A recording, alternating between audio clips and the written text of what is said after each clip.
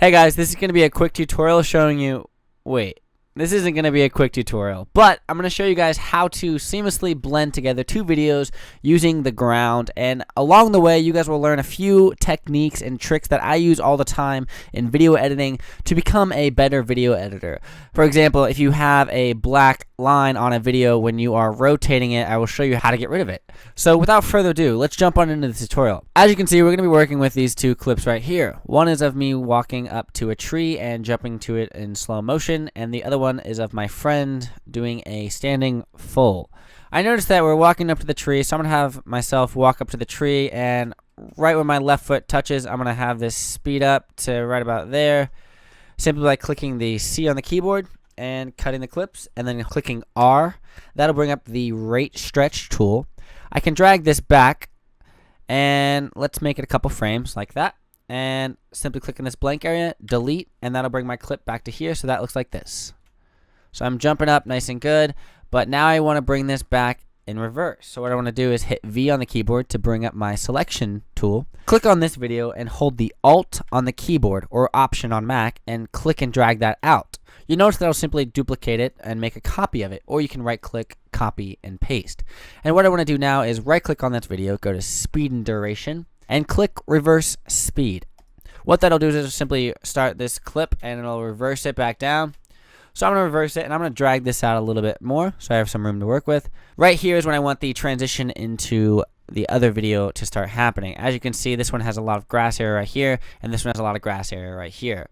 So what we're going to do next is simply click on our video that we want to start transitioning from and go to the beginning, set a keyframe in the rotation, scale, and position. Mine's already at 180 because I recorded my video upside down, but you notice if we change the rotation a little bit, it'll create these black lines. So if we want to rotate the video a little bit, we have to zoom in a little bit. So what I want to do is start at 0 and then go to the end there, and let's zoom in to about 200%.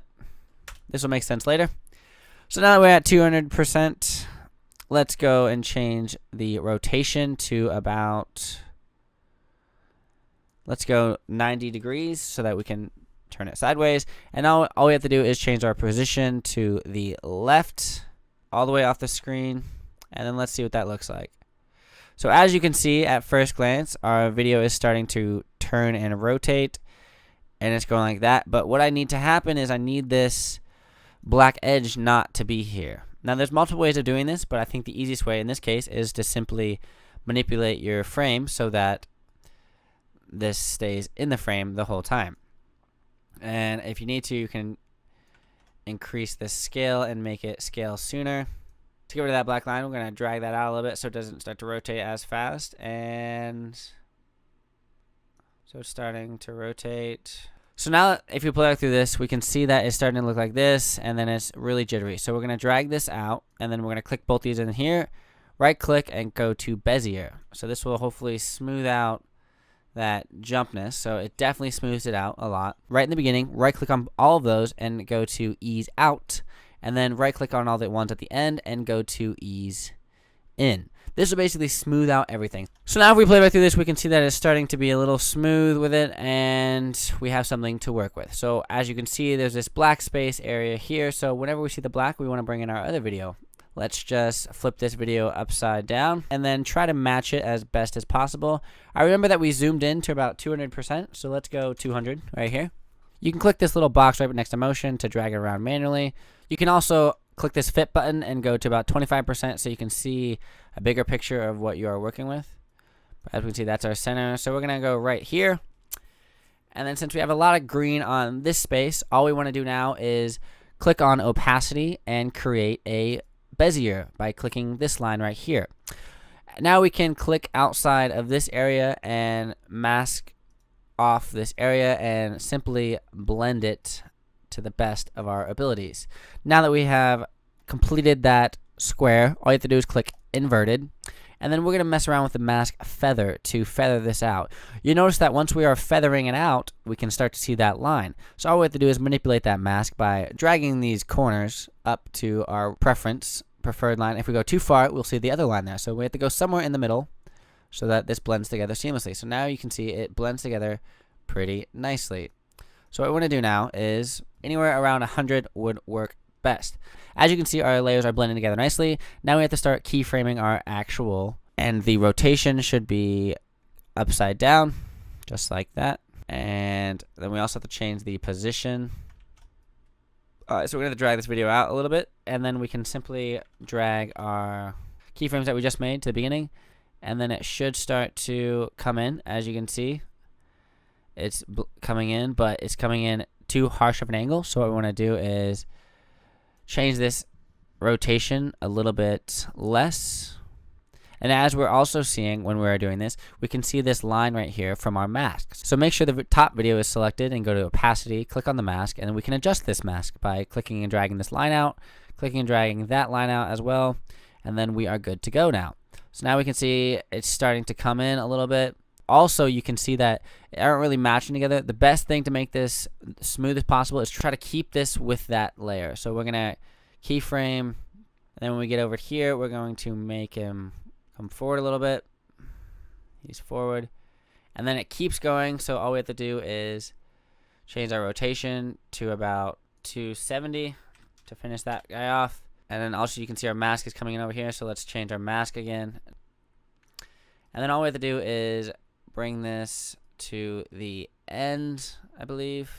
And also, as I'm coming to the end, when this is starting to go here, I'm going to go right before it. Click on the keyframe on the mask expansion, and then go forward a little bit. And change the mask expansion to -600, whatever works. So as you can see, it is blending together now, and it seems to flow together nicely. We have a little bit of motion that I don't like right here. There's a harsh line. So I'm going to blend those together a little bit more. Good. There's no harsh line now with mask expansion. Make sure whenever you are stopping your rotation or anything, always ease in. So we're going to ease into the position, and we're also going to ease into this rotation. And then also you want to ease out of everything. So now it comes together like that. And as you can see, he's starting to flip. And as soon as he lands this flip, I want to rotate back to the normal video. So what I'm going to do is hit C on the keyboard and cut right where I want him to start that flip rotation. I'm going to change this back up to fit. And then what I'm going to do is simply keyframe the scale, position, and rotation, and then I'm going to go when I want it to be done, and then I'm going to reset the position, reset the scale, and I'm also going to reset the rotation. You notice the rotation was upside down, so I can't actually reset the rotation. I have to manually adjust that back to normal, which would be 180. So as we can see, it's starting to go like that, and it's rotating through.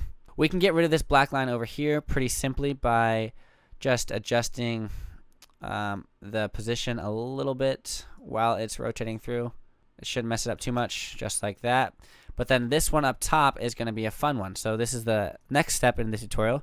So now that we have this first portion done, you can see that I'm jumping up to the tree and then coming back, and it starts to merge into this clip right here. And then it goes up, and all we have to do is finish off with this black area right here. To get rid of the black area, it's a kind of complex process, which is a little tedious, but it's not too bad once you get used to it. So all you have to do is simply find an area where the black spot is, duplicate this layer by Alt and dragging, or Option dragging on Mac. What we want to do is then go to the effects and uncheck the position keyframe, because we want to do our own, and uncheck the rotation keyframe as well.